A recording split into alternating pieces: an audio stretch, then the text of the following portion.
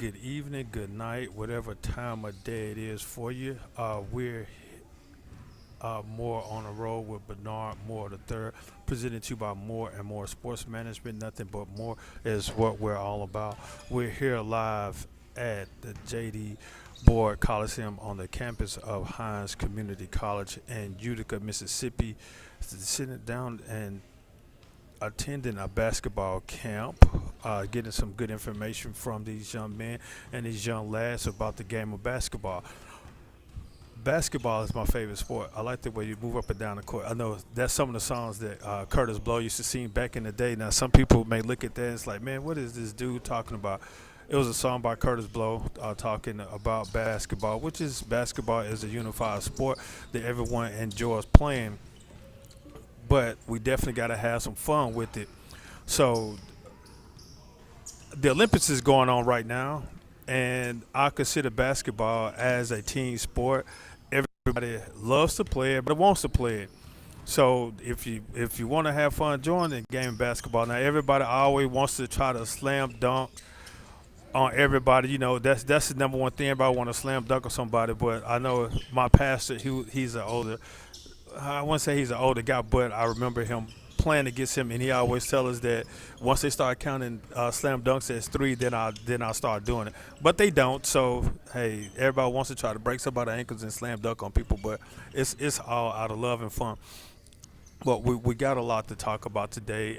Talk about some different events. I have a young man that's going to join me in a few minutes to talk about some stuff. Like I said, I know he's a former athlete himself, so but I'm gonna allow him to introduce himself. We run into each other a lot. We were kind of introduced by a mutual friend, but now we're running to each other a lot, doing things in the community, and that's what is definitely about is trying to do things in the community. So joining me today here on More on the Road is my good friend, Mr. Benny Foster. I know we've run into each other a lot. We were introduced by a good friend, NFL great Jimmy Smith. Both of them attended Callaway. That school over there on 601 somewhere, as well as he's a student athlete at Jack State as well. But Jimmy introduced me to him, and now then he moved back to the Jackson area, and we've encountered each other doing a lot of stuff in the community. So again, joining me today is my good friend, Mr. Benny Foster. How you doing today, Mr. Foster? Hey, salute, man. Bless respect. You know that. You know that full address, guy. That school on Beasley Road somewhere. I know it's Yeah. somewhere over there. That But no, school it's changed my life, man. it changed everybody's lives. No, for the good, the bad, and no, when people hear about schools in Jackson, some people automatically go to the negativity part of Jackson, especially what's going on with the school system now. There's some closure of some schools. The enrollment is low, so people looking at Jackson as like a bad place to be in right now. But growing up with yourself, I know that you're a few years older than I am. You came through the same ranks. I know you walked the halls over there, 601 Beasley Road. So I'm gonna go ahead and say it, as well as myself. I walked the halls of 2607 Raymond Road over Forest Hill down in South Jackson.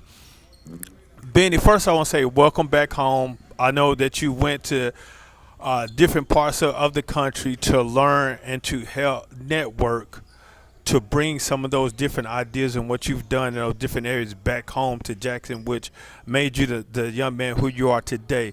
So tell us about some Yeah. of the things that you have done, learned, and now that you're bringing back to Jackson. So one of the things that Lisa and I have learned on this journey, and we realized that the journey is so much more important than the destination. Uh huh. We've learned uh, one of the key things that this world needs right now is love through something we call mentorship.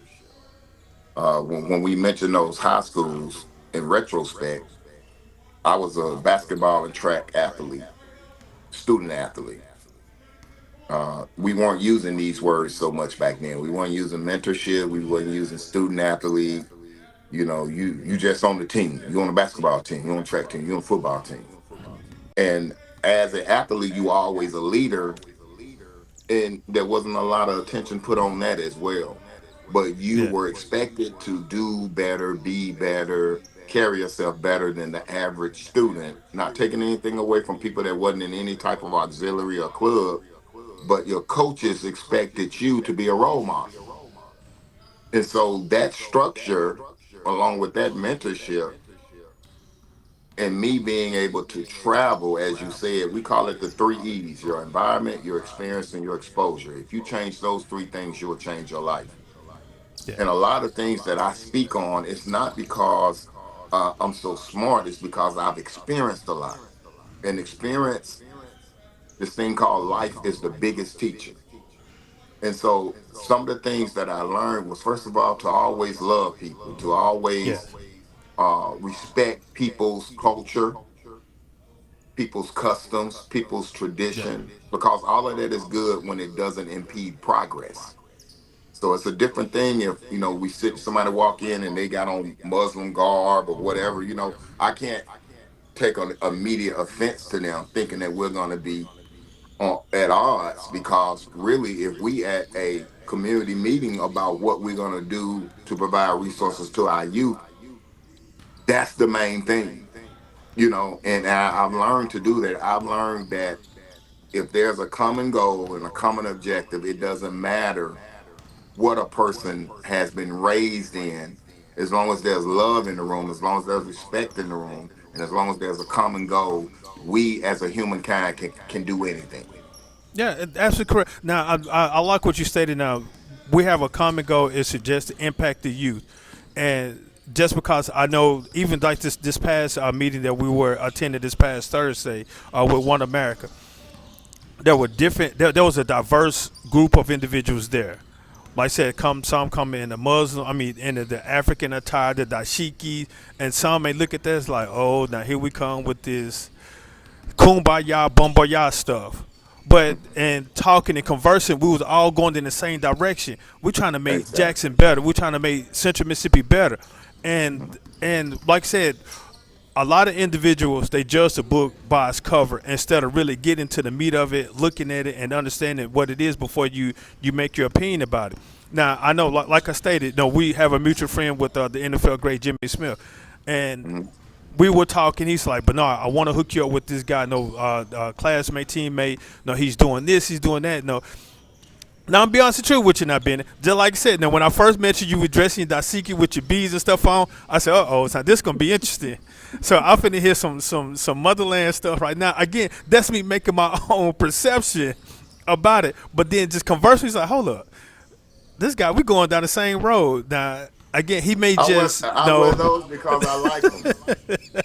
And see, and that's your thing. Said that's if you feel comfortable. Because me, I feel comfortable in some wind pants and shorts and a t-shirt Yeah. or a jersey, whatever. And so you might look like. Now I know you start look at me. It's like, now what's this dude? This dude like you finna go play some basketball or something, trying to come me do stuff to the youth. Now hold up, now we look a little different, but then once we start conversing, this gentleman has the same passion that I has. No, we're trying to better our youth.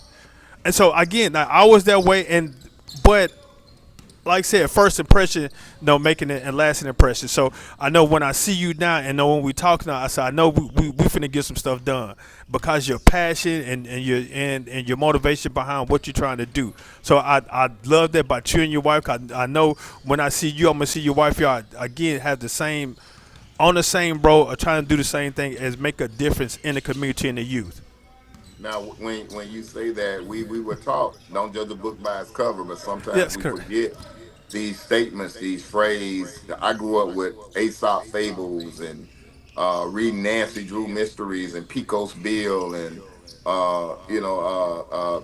Babe the Big Blue Ox and Paul Bunyan and all those kind of books.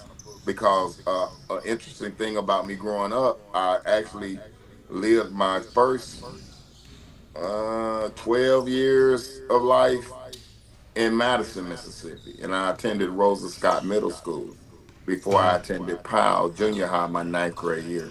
So I graduated middle school twice. And though Jimmy and I were teammates, it's an interesting story that he told my wife and I for the first time. We knew each other. We were athletes, so of course we were around some of the same things. He was a football athlete. I was a basketball and track athlete, and we both attended the illustrious Jackson State University. The I And love. I support you on that one. the I love. And so he was football and I was track. We SWAC champions 1990, T5 side, track 5 side, T team, track team. Most of my teammates were from the islands. And so two stories is in this because first I was like, oh my God, because they're like, Foster boy, you the hell, huh? And I'm like, oh boy. And it was so much fun, Bernard. It was so much fun and so much love on that hallway because the common goal was track. We had a love for track. Yeah. We worked out intensively. We didn't just practice for practice. We practiced in the morning. We practiced in the evening. Hey, I'm going for a run. You want to go? How far you running? 4 miles. Oh boy, And it made a camaraderie Uh huh. so strong to where I went back home for Christmas break, and my mom was like, "Why you sound like you African?" Because I literally picked up the accent. I say, "Mom, they from the Trinidad, Tobago, the Virgin Islands, the pleasure spots, the Bahamas Strip.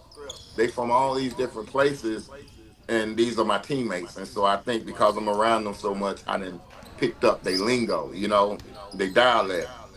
And so back to Jimmy. Jimmy tells me and my wife prior to me coming to Jackson back in 2021, we did a network for gold in Atlanta when Jackson State played in Atlanta. And I'm gonna give you the quick version. So we reached out to Jimmy. We wanted Jimmy to be involved, and I just reached out to him. So the first real conversation I had with Jimmy Smith is me calling him on Facebook. We knew each other, respected each other, spoke to each other, but didn't interact. Yeah. And Jimmy tells this story. He said, "Hey, Miss Foster, I'll be watching you on Facebook. Let me tell you something about your husband." And he don't even know this. I said, "Okay, here we go. What happened at Callaway that I'm embarrassed about?" I thought he's gonna tell this embarrassing story. And you fact check me, Bernard. You come back and let the people know that this is a true story. We in the high, we riding down the highway, I think coming to Atlanta. And Jimmy tells this story about some recruiters coming to see him at Jackson State. And he's kind of like all willy nilly, half cocked, feeling himself. And so he do a half workout. If you know Jimmy, this sounds like Jimmy. He does a half workout. He say catch a few passes, run a few routes, and he takes his helmet off. He takes a knee. Wipe the sweat. He say he looks over to see if the scouts are looking at him, and he's like, the scouts got these pads, and they all watching me run around the track because I'm out there doing my extra workout. He say, so the eyes weren't on him, the eyes was on me. He was like, wait a minute now, Foster kind of tall, like he got some good hands. Let me get up off my butt and get back out here and show these people what they came to see. And I was blown away. And he said, that's why he took my call. That's why he wanted to see what I was calling for, because I always had a work ethic. And Bernard, I'm segueing from that story to say that that's what we need with community advocacy. That's what we need with youth programs and mentorship programs and after school programs. We need a consistency and a work ethic to where these young people know if anything else is unstable in their life, they know that what we're providing to them is stable because we have a work ethic to where we're going to be consistent with them and keep our word. And so that was very interesting to me. And I've been very humbled by that statement that he felt like that my work ethic motivated him uh, to get up and work a little harder. And so that's what when I'm working with the kids, if I'm showing them something, if we out doing landscaping, I'm going to work just as hard as them and show them that this is not just something that I'm doing to keep them busy, but it's something that they can actually earn income from. And so, man, that blessed me to hear that from Jimmy. Yeah, I believe so. Again, this is More on the Road with Bernard Moore III, presented to you by More and More Sports Management. Nothing but more is what we're all about. We're talking with Benny Foster, our community advocate. Now, Benny. Now, I know, I said being an athlete. Like I said, speak with you. I said right now, currently, I'm at Hines Community College. in Utica. Now I know this is a hidden jewel that a lot of people really don't know about down here. Hines brought some youth down here to work out at a basketball camp. How important is being part of an athletic team, especially at a young age, to help develop young men and young women for the future? It, mentorship saved my life. You're gonna hear me say that it's not just a pitch, it's not a corn phrase. It's mentorship literally saved my life through me being a student athlete. And I would love to come out and maybe even do some drills and some basic moves and different things with your forwards, man. I played forward and I learned a lot of procedures, man, that really like I don't know if you know this, but uh, my coach years ago taught me that the baseline was the sixth man on the court. Yeah, we kind of teach that too. That the out of Yep. bound line is extra You man. know, put a body on somebody when every time the ball shot, put a body on somebody. You know, some of that stuff I don't even see anymore in basketball because they got away from the basics. And so I'm a basic guy. And if there's a kid with any type of talent, man, I would love to work with them. My arena is basketball and track. I have done some football. But back to what did it do for me? Um, it gave me structure, Bernard. Listen, I'm class of 87. The crack epidemic and the gang epidemic infiltrated Jackson, Mississippi around this time. Yeah. Thank God that I was playing basketball with Darren Chancellor, Coleman White, Vondre Denson, Mike Jones, rest in peace, Ray Dixon, Daryl Lyons, Joseph Courtney, who went on to play in the NBA, Darren Chancellor, who's USM Hall of Fame now. We went to the state championship our senior year, and it was a goal that we would go to the state championship, and we reached that goal. We didn't win, but we went there. We played against Chris Jackson, and he changed his name now. He played with the Denver Nuggets at one point, but that boy was an explosive player, man. But the beautiful part about it was the journey, Bernard. You know what I'm saying? The journey of me having to go to practice, me being so tired, I didn't want to go to the neighborhood and act out or be in a gang. I didn't want to go stand on the corner because I got to go home and I got to do my homework. Because if I didn't do my homework, I wouldn't have the grades. If I didn't have my grades, I couldn't play basketball. Going to the classroom, not wanting to get in any trouble. Because if I got in some trouble, the coach would get on me. So that saved my life, man. That kept me from the drugs. That kept me from the gangs. That kept me from death. Being able to be a student athlete at Callaway High School and Jackson State University. You know, that structure is something that an athlete needs. And I tell people all the time, if you want to be a mentor, find something that youth love and involve yourself. It can be basketball, it can be track, it can be sewing, it can be hiking, it can be camping, it can be bowling. Create a team, create a day that you go out with them and give them some tips. And that's mentorship. And so that experience saved my life, man. Now let me ask you this. Now, along with all the discipline and the structure, some environments of the youth, especially the youth of today, that environment, the environment that they're in, is not structured. They want to be a part of a team, and some of them try, but then once they get into something structured, they don't know how to handle it. As a coach and as a mentor and a father and advocate in the community, especially working with you, how do you handle that? When you're dealing with someone that they want to be a part of it, but once it comes to the structure and the discipline, that's kind of sometimes makes it used to turn away from it because they don't want that structure and that discipline. You got to always remember as a coach that you got to keep the main ingredient of fun, keeping it fun, keeping it carefree. Yes, discipline. Yes, motivation. Yes, inspiration. Yes, run them lines if they mess up. Run them extra laps if they mess up. But you have to have that moment to where they see you smile, they see you laugh, they see you make a joke. You have to be human. You have to remember the human touch. A lot of people lose the human touch. You got to keep the human touch. Once you create that trust, rest in peace, Coach Tyree Macbeth. My God, he was like a father to me, the track coach, um, and as well as Martin Epps, Jackson Yeah. State University. You know, they were like father figures to me, man. And so I was able to go talk to them. You know, I was able to go share personal stuff with them. I just shared at a community meeting the other day where I was sitting down with a pastor and his staff, and they had some powerful testimonies of how they ended up with this pastor and in the vision of what that pastor has. And literally, man, I told them that even though I was an athlete and I was a leader at the school, I was probably one of the poorest student athletes there. And what I mean by poor is you've been an athlete enough to know that when we are taking up money for the shoes and for the jackets we gonna get or whatever, you know.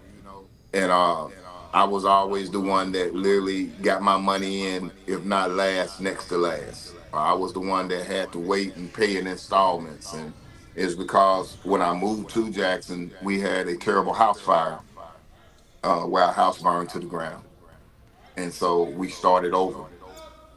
And so when we came to Jackson Sunset Drive, I literally, man, was dealing with three sets of clothes.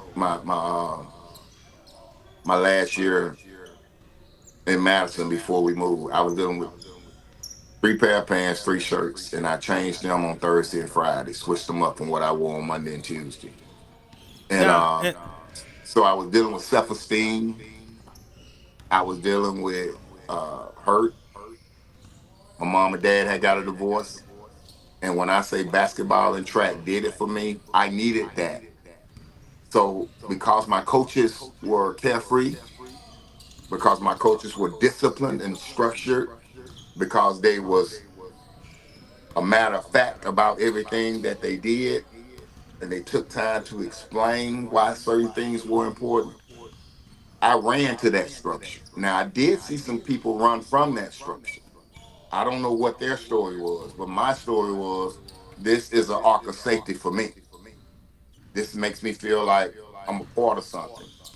And real quickly, being the only boy out of three girls, I gravitated to that team, basketball and track. I gravitated to that time to be around some brothers. And that's what happens when you really a part of a real good team and a real good coach. You become like brothers and sisters if you know, females. And it was powerful, man. So that structure, I ran to it. So I can't really speak on why someone would run from it. You know, and I've always tried to remember those things that made me gel and made me mesh and made me synergize with my coaches and my teammates. And I try to provide that same thing whenever I'm coaching and being a part of youth programs. now with that, now I know you said like, especially though you're the only male of three sisters. How important is that support that you can build the relationship with your teammates, not only on the playing field or on the track or on the court, as well as in life? Because I know growing up, even when I was in high school, a lot of that's majority of that I hung around with my teammates, and we formed a bond. I saw the bond there because it carried on from the field to the classroom. We challenged each other, especially the guys in my class. We challenged each other in everything that we did, whether it was some foolishness though, but it's still we were still a bond. How important is it for a teammate to definitely bond to be a family?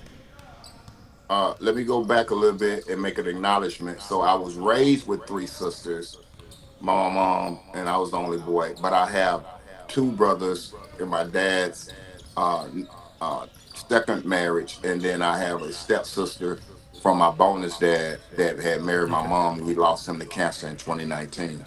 So, but I was being raised at that point around Uh huh. three young ladies. So, it's more than important for a team to synergize. It is more than important that that chemistry develops and grows and cultivates. You need agitators. You need motivators. Like we literally came up with this song our senior year.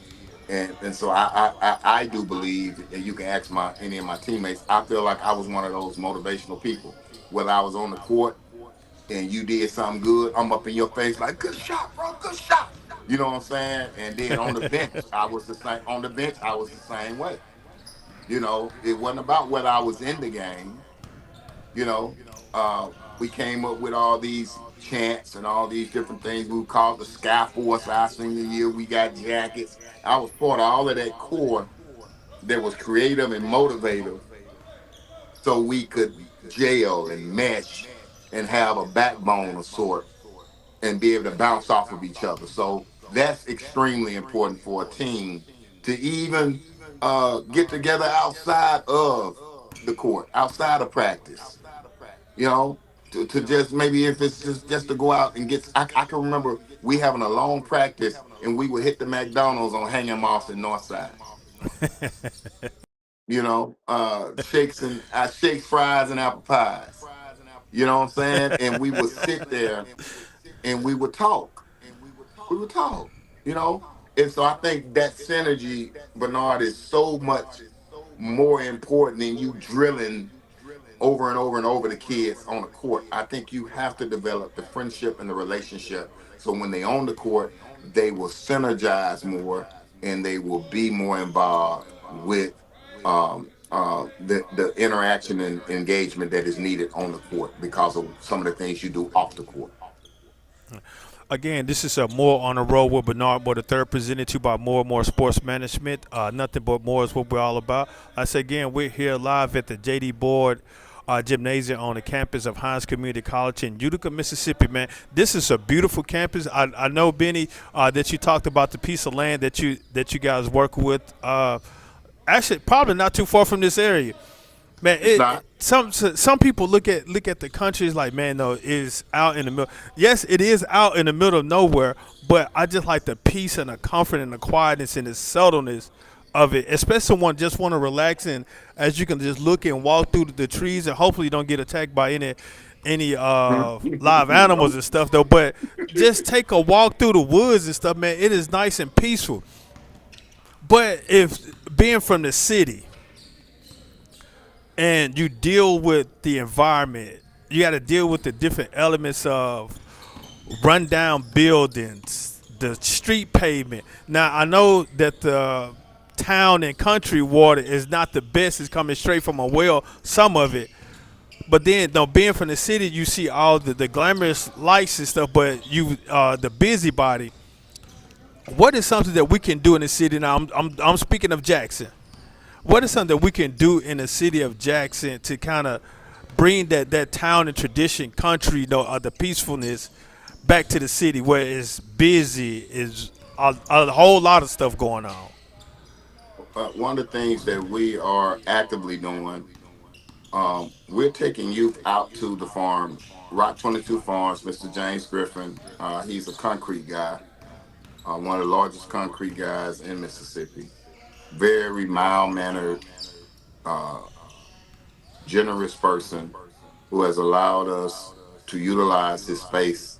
And he's actually donated 5 acres of land to us as well out in Utica to just take youth out. We will have two youth groups coming out Wednesday and Thursday of this week. A primary group and a preteen group. And they're gonna come out and they're gonna fish and they're gonna ride the horse and they're gonna have a farm tour and pet the sheep, the goats, and hike. And um, we actually feed them and do a scavenger hunt and things of that nature. And that's powerful.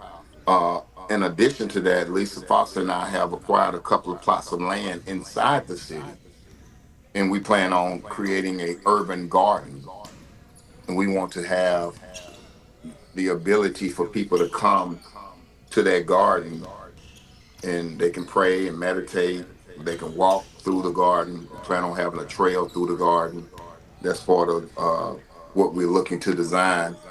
And so for those that can't come out, we want to bring that peace to them, and we want to make this a safe place for people to come out with their kids and harvest from the garden as well as come out and help us sow. in the garden, you know, and then we want them to have a sense of this is their garden in that area. And so I think this can be duplicated. You know, I, I I experienced one over by my mom near Broadmoor. You know, it's a community garden there, and Lisa and I have been there, and we met the people who put it there, and they're very great as far as community advocacy. You know, they put it there for the people. And my mom knew about it before I knew about it because she said, "No, I'm going around to the garden." I said, "What garden?" And so that gardening is something. Agriculture is pretty big now. It's kind of taking a center stage, and more people are doing it. And then even in our talks with the Parks and Rec, Mississippi Department of Wildlife, Fisheries and Parks, they want more youth involved at their parks, more youth camping, more youth fishing, more youth hunting, because it's an experience. So I think if more people like you and I and the people watching, if we would just realize that, hey man, there's so much we can do with it. Stop saying I don't know what to do with the kids. There's so much we can do. So I think that peace and quiet is important. And just like you taking time out of your busy Saturday and bringing some youth out there so they can see. Sometimes you may see some of those youth. I don't know if they're riding with you or they met you out there. But if you brought them out there, you would notice a youth just daydreaming out the window while you're driving. You know, Yeah. and that's them dreaming. That's them thinking about something other than their dilemma or their situation. So I think it's hugely important that we allow them to enjoy nature. Now let me ask you. Now I know that speaking of agriculture, now I'm. This is just no, just looking at history. A lot of our HBCUs started off as agriculture schools, and then as they continue to grow, some kind of, you can say, departed from it, and some are still are part of it. Now I'm just looking at Alcorn State University because they start off as, from my understanding, Alcorn they were A&M school, Alabama A&M, Prairie View A&M. I can't. It's another other few other small HBCU school. They start off at the agriculture school. How important is it teaching the youth of this generation how much agriculture helped played a part in history for your parents, for your grandparents, for your great great grandparents, and to have some of the things that you have today. But you can look at a lot of businesses, corporate America has kind of trying to pull us out of that agriculture arena because they still want to build the big buildings and have the high tech technology building. And that's what the youth of this generation, that's what they're turning to. But now, you like said, say some are, they, you, a lot of the counts like, what can I do? Stick them out there in the middle of nowhere. Help them be creative. I was listening to a radio station. I want to say it was either K Love or Air One, and they was talking about some of their youth come to them and say, "I'm bored." And then sometimes as a parent, you want to help them be, you want to help them do something. Well, hey, come on, let's go do this, instead of allowing them to be creative. Because if they constantly say that they're bored, and you come up with the idea, guess what? You're taking away from their imagination, creativity, showing them how they can create things. So I think agriculture definitely need to play a part in with youth for today. Okay. Well, like Mr. Bennett done took a turn somewhere. But I stated it's very important to get our youth involved in what's going on because it'll help them to extend their imagination. Because if you constantly creating things for our youth, what is almost saying that you're crutching them instead of allowing them to grow up themselves. So it is very important to allow the youth to use their imagination, help them to be creative. But you have plenty of resources out here in nature. Now, back with the camping, how important is for the youth to be a part of nature instead of Man, sitting inside the house? fishtails camping and fishing. Fishtails, FISHTALEZ. It is something that we have done periodically throughout the years, but now that we're back in Jackson, it has kind of moved to the forefront of some of our signature programming. Like we do a boot camp, we do a toolbox trading skills with agriculture. included with that piece. And we do this fish tails camping and fishing, which our last experience, we had about 22 kids come out with some parents and some chaperones, man, and some leadership coaches of our life. We literally showed them how to pitch the tent. Uh, we actually fished, caught the fish, cleaned the fish. They were able to tour the farm. We did a campfire. We did s'mores, and some of the conversations were powerful and wonderful. A lot of you said they learned about patience. They learned about gardening because we went and actually harvest some vegetables from the garden that went with our meal. And it was just powerful, man. So it is again extremely important. It is an important thing to know how to fish, to know how to camp, to know how to garden. Those are things that are, and a lot of people say in a way that they think we're gonna need it for some type of world uh, chaos or something. But I think you just need to know it as a general human being. You should know that the earth produces fruit, some of the Yeah. best stuff that you can put in your body. That you can literally go and take a fishing pole and catch a fish, instead of going to the market. And it actually, when you save money, you made money. That's what I say all the time. You save money, you made money. Yeah. So even when you're budgeting, and even when you're living life and you're taking care of your family, and it's something about being able to do that, man. It's something about being able to tell my wife, Lisa, I'm going fishing. I come back, I clean the fish, and she goes to the garden and she plucks things from the garden, and there we have a salad and some fish, and it's just something about it. I can't even explain it. And I think every person should experience that, especially our young people, because it just kind of like adds a balance to life to me. The things that I've learned, like I grew up on a garden and didn't really understand how powerful it was to know the things that I'm now utilizing to show kids that there's a different way. So I Yeah. I, I I feel that's extremely important. All right. Let's again. We're just talking with Benny Foster about things of life. Now, Benny, and especially with I know we was talking about meditation, therapy. How important is gardening and fishing and just being part of nature, meditation, peer, or therapy? Man, it brings balance. I think part of I want to choose this word carefully.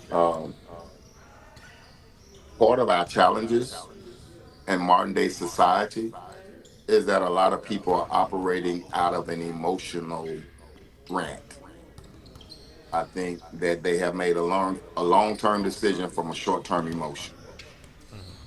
When I go to a youth prison and I see 12, 13-year olds locked up, I see a bunch of bad decisions. I see low self esteem. I see depression. I see anger. I see hurt. I see pain created that situation, made that child react or do what they did.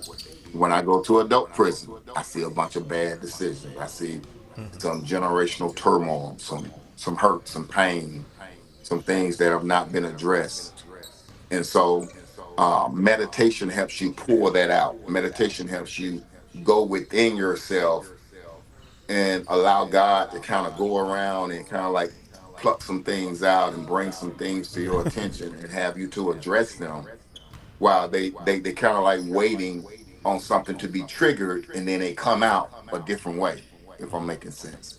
Yes. If you don't address these things while meditating, while praying, while alone in your quiet place, your space, and meditation is simple. We use this message called SBRS, and it's just stretch, breathe, relax, and silence. Stretch, breathe, relax, and silence. And ironically, we're working on our another book called New You, and we talk about that in the New You book. You can't build on broken pieces. You have to go in and kind of let some things heal and go back and deprogram yourself and then reprogram yourself. We're kind of like computers, Bernard. You can Yeah. put a keyword in a search engine and it'll pull up all this stuff. 112 pages got pulled up because you put in you put in marshmallows. You know what I'm saying? And Yeah. so in life, we get triggered by things that are reminding us of our trauma. And if we haven't dealt with that, we're going to react Yeah. in an emotional way and do things and say things that sometimes you can't take back. And you can't, Yeah. you don't expect people to forgive you for. So meditation to me, um, as a person, as a mentorship coach, as an educator, as a husband, father, brother, son, meditation has helped me be better in all of those aspects, all of those titles, all of those positions that I play in the lives of the people that I love. It has caused me to really, really, truly deal with some things on the inside of me.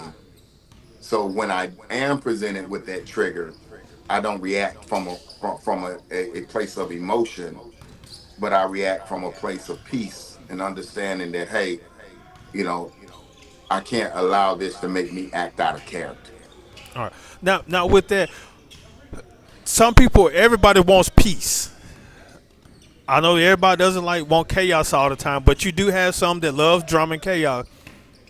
And when not trying to insult anyone's intelligence, a lot of us when we hear meditation, they automatically turn on think it's the spiritual realm when they hear meditation. Meditation is just more based off just a relaxation of the body. Now, if you want to add some spiritual case to it, yes, you can converse and relax in the presence of God and the Holy Spirit. But how can you educate those individuals? Again, they hear about meditation, but the first automatically they think it's more or spiritual wise, mean dealing The, with religion. the biggest way I can put this, and the easiest way I can put this is, it's kind of like recalibrating. So, your phone, everybody has a phone to where if you don't download the update or if you have too much on your phone start acting funky. And so Yeah, what you have to do is you have to turn your phone off and turn it back on. Meditation brings a silence to everything because most of us, when we the time we wake up, voices are in our head. I gotta do this, I gotta do that, I gotta check my email, I'm gonna do this. And sometimes you may say, I'm gonna brush my teeth first. Next thing you know, you're in the kitchen cooking first, and it's so much going on because time you come back conscious, because sleep is like a shallow form of death. You literally like have gone into a sleeping slumber to where you don't know what's going on. That's why the people can put the shaving cream on your hand and tickle your nose and you hit your nose, and you got shaving cream everywhere, right? And so once we now realize that meditation allows you to be between awoke and sleep, you see what I'm saying? yeah, Because those are two different realms. Those are two different consciousness. Those are two different awareness. There's two levels of awareness. While you sleep, you're not aware of things that are happening with your physical body, but when you're awoke, you're aware of things that are happening with your physical body. So it's kind of like you are now numbing yourself. It's like a restart on a computer. You actually take a moment, you stretch, you breathe, not regularly, because right now you've been breathing this whole podcast. But if you were to stop breathing, you would know. But if you were yes, to have shortness of breath, you would know. So when you yes, intentionally change that breathing pattern, you're recalibrating. When you stretch your body, you allowing things that may have little kinks in them to get adjusted so it's yeah. not uncomfortable as you now stretch, breathe, and now you relax. You're not listening for anything. You're not thinking about the phone bill. You're not thinking about your girlfriend, your boyfriend, your mom and them, your dad and them. You're not thinking about, you just sitting and you're being. And it's kind of like, again, you being rebooted. And that's how meditation works. Yeah, and like you stated, I know, like I said, rebooting. Because when, like I said, as a minister, and I stood before my congregation sometime about preaching, a lot of us, my pastors know he can harp on this for quite some time. A lot of us has stepped away from the church, don't want to be back into the church building because of what reason? I'm not going to answer because it's a whole list of reasons why a lot of people are not back into the church. And I continue to encourage them, just like everybody has a smartphone. Now you may still have some has an old analog phones, but they use them because they said they work tremendously good, and which some of them do. Just like you stated, or you updated, come back to the church building to update your software. And what I mean by update your software, get that word put back in you, because we can read forever and ever and ever, and which we encourage you to do. But then sometimes, once you hear someone talking and you're seeking an answer or you're seeking guidance, God can speak to that particular individual that's who's leading a sermon or who's giving devotion or who's providing words of encouragement, that answer to the question or that guidance that you need. So I continue to advise everybody to get back into a church building.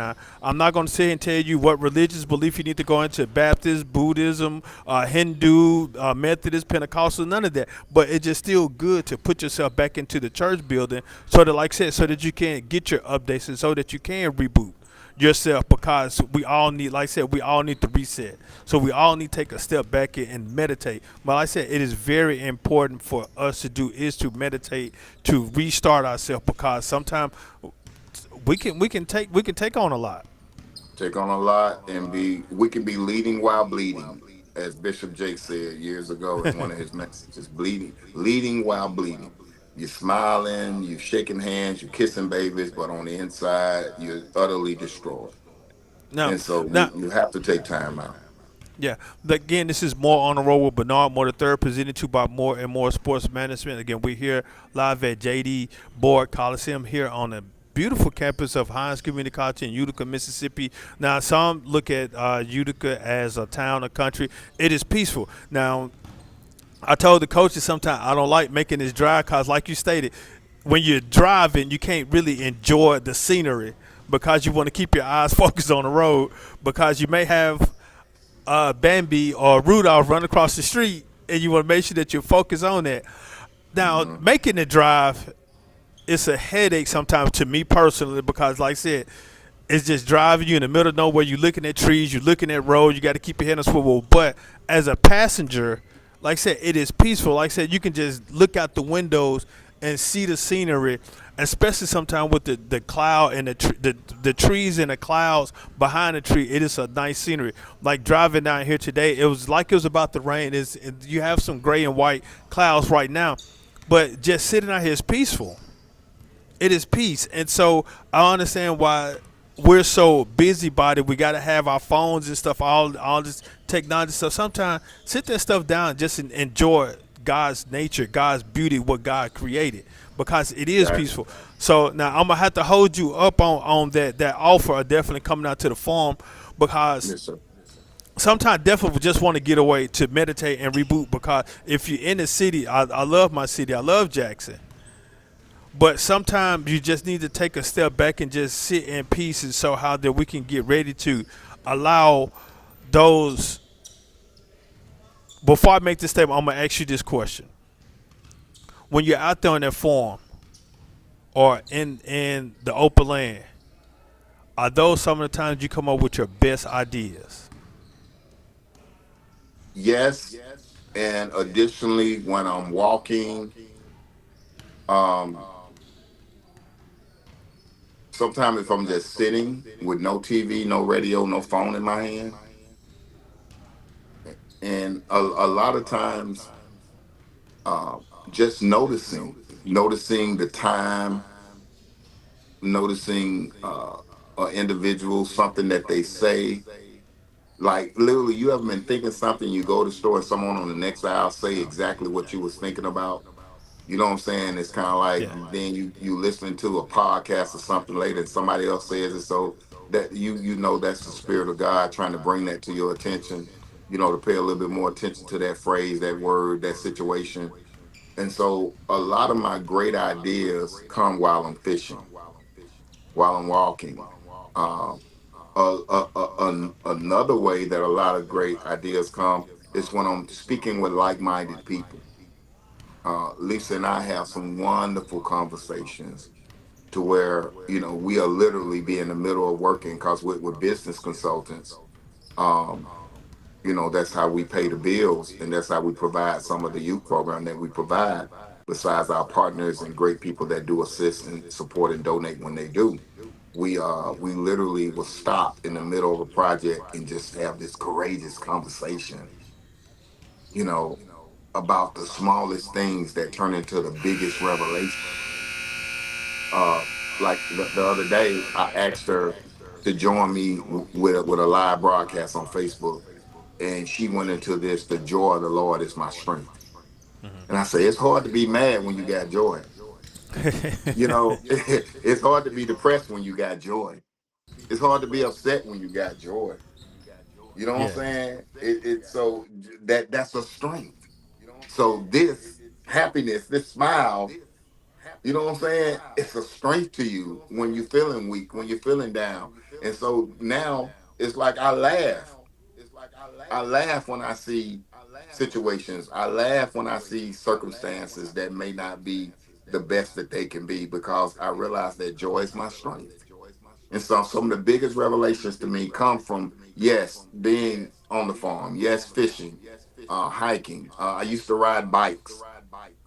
I used to run a lot, of course, practicing jogging. A lot of those things come when you're not focusing on what could go wrong, or what you got to do.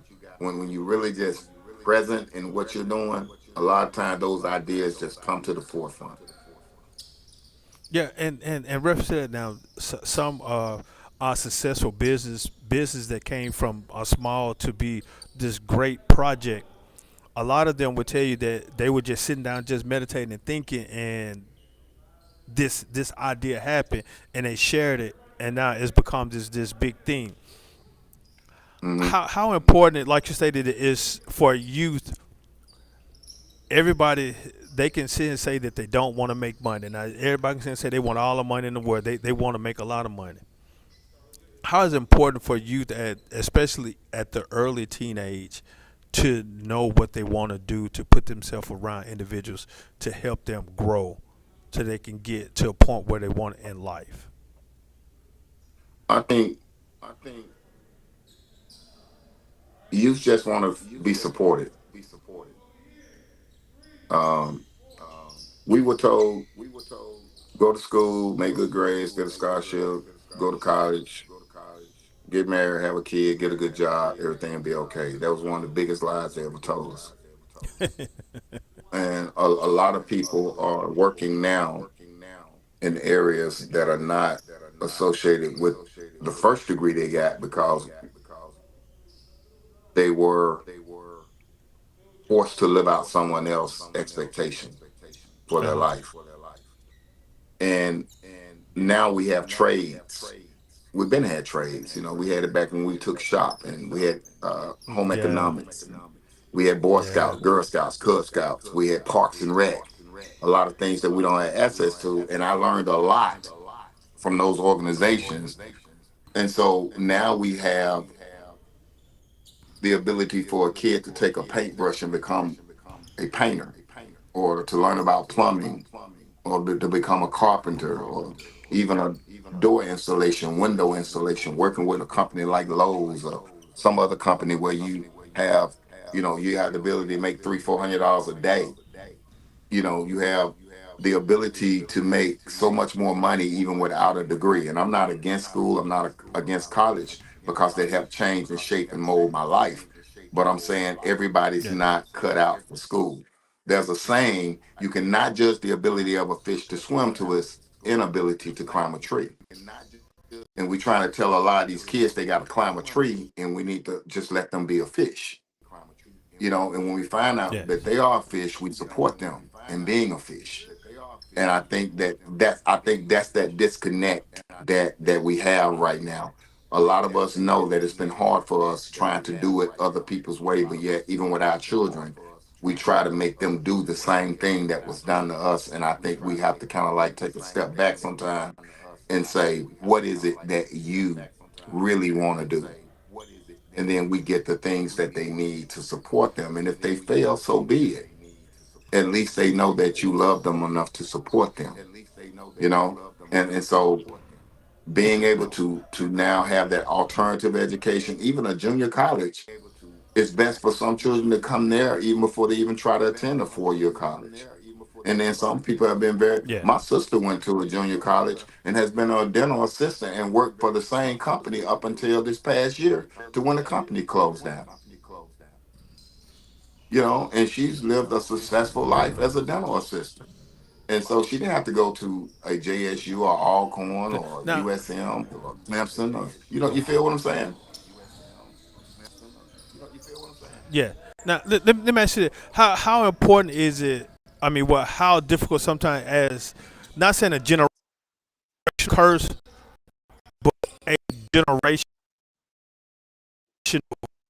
tradition.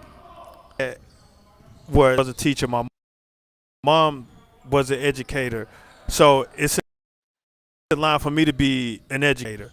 My dad, my great grandfather, he was so it's a I need to be an entrepreneur. My great grandfather was law enforcement. So you see, the generation is that important for your children to do, especially generation of today, or is it like stated, or is it for them to try to figure out what bit them? Because my mom was in housekeeping, dad was in construction. My great, I mean not my great granddad, my granddad, which was my, he worked up in Michigan or with the factory and stuff. How important is that, or is that important for our youth today to be those traditional genetic to jobs? As long as it's not forced. As long as it's not forced, I think that you are on the road to a great opportunity for your young person. It's good to know that they can fall back on it. Like I know Uh huh. people that own land and businesses and their youth are not involved and the parent really want to pass it to them. I think that if you really have a good relationship with your child and your child good relationship with you, there should be some type of meeting point of where even if you don't want to take on the family business, you can at least learn enough Yeah. about the family business for if someone is appointed that the family business is in good hands. I think it should be a medium and a balance there. But as long as it's not forced, as long as you're not forcing it upon a child and trying to make a child do this and make them feel guilty because they want to chase their dream and their opportunity, one of the longest things to live with is regret.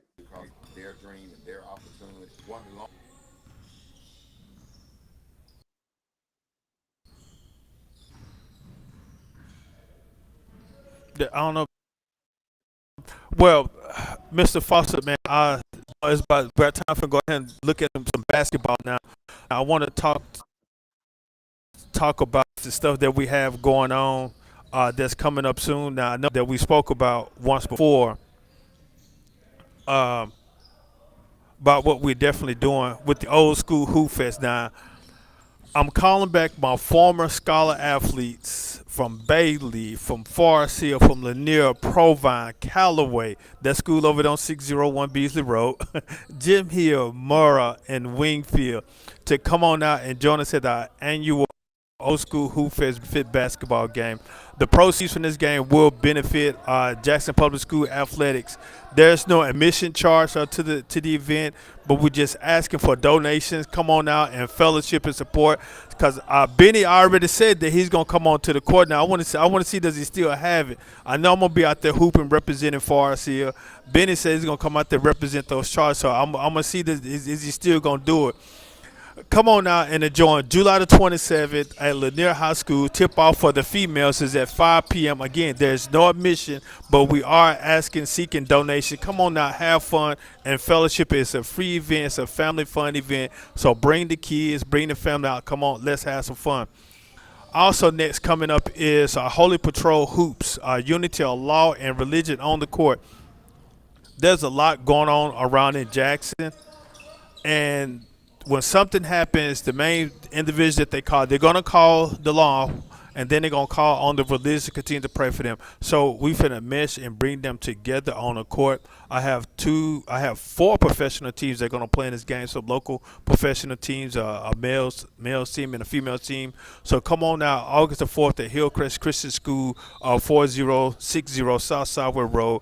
Admission is $10 for the game. Yes, it is on a Sunday, 3 p.m. So once you get through praising the Lord, come on now and let's shoot some hoops.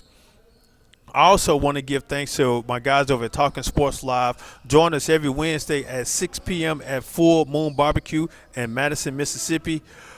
Got some exciting news about it, so come on, join in and tune in about the assignment of what we're going to do with Talking Sports Live every Wednesday at 6 p.m. at Full Moon Barbecue in Madison, Mississippi. I also want to give a shout out thanks to Full Moon, 1935 Main Street in Madison, Mississippi, for their support of the events as well as Talking Sports Live, as well as more on the road.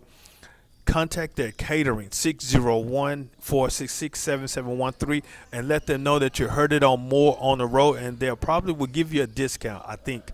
But don't let them know that you heard it here on More on the Road, and they will probably help you out with your bill or whatever. But definitely stay tuned to what's going on with my friends at Full Moon Barbecue, 1935 Main Street in Madison, Mississippi. So again, I thank you guys for joining us here on More on the Road. Now let me get back to my friend Benny. Looks like he probably done kind of dropped off. No, he's still here with me. I'm still here, brother. So yeah, I know you look like you got to do some chores right now. What's going on? But Mr. Foster, is there anything else that you would like to share with us before we get out here? Like I said, I'm finna go enjoy some basketball right now. Sit here and spend some time with the youth, enjoy some basketball. I know that we got a lot that's going to take place coming up. Is there anything else that you would like to share with us, Mr. Foster? Yes, I know on August 3rd, the Flores Bluff Park, we have a back to school 9 to 12 a.m. A lot of community partners coming together, and we're going to provide some book bags with some goodies in them, and we're going to have some activities and games for the youth at the Flores Bluff Park, August 3rd, 9 to 12. Please spread the word. Yeah, like I said, we talked about that at an event this past week. There's a lot that's going to take place in Jackson. I definitely would advise you guys, to get involved. I know you can reach Benny on social media, Benny Foster. Look him up. I know he's all. I can say this: go to a community event, you'll probably find him somewhere in Jackson. So if you want to find them, you can look them up on social media or go to a community event where they're making a difference, especially with our youth. You will find him. Or like I said, you can look up myself on social media, log on to my website, all that good information to follow us and see what's next for us. But Jackson, I would say get ready because I know that there's some great impacts that's about to take place. That there's some difference finna be made. So, Mr. Foster, I really appreciate your time and what you're doing. You know that anytime that I can be a helpful hand, you know how to reach me. I'm there. That we can definitely help make a difference with these youth. But again, Mr. Foster, I really do appreciate your time. Tell your wife to say hello and let's go ahead and get this work done. Salute, man. Bless, respect. We appreciate you and your wife and all the work you do and all the organizations you're connected with. Ladies and gentlemen, please remember we're one family, stronger together. The more we unite, the more we will see the kingdom of God here in the earth. Thank you, Brother Bernard, for this opportunity, man. Much love. Man, same to you as well, man. Salute to you as well, man, and we'll stay in touch. Yes, sir. So again, that was Mr. Foster. Like I said, we've encountered each other a lot. We done came across each other paths a lot through a mutual friend, my friend Jimmy Smith. But it's about that time for us to get out of here now. Stay and go ahead and watch some basketball. I get ready to join the youth on this court. Much love to you guys. Again, remember to stay safe, enjoy, be helpful, help somebody out. If you find a good friend, go out and just do what is right for namesake, for whatever sake, just do what is right. I can't stress this enough, man. No, just love each other, respect each other, go out and have fun, because we're going in a different direction at times. But let's all go in a one direction to make us better. And what I mean by us, I'm talking about us in this world, not just us in the city, not just us in the state, not just us in the country, us in the world. Much love to you guys. One plus one equals deuces.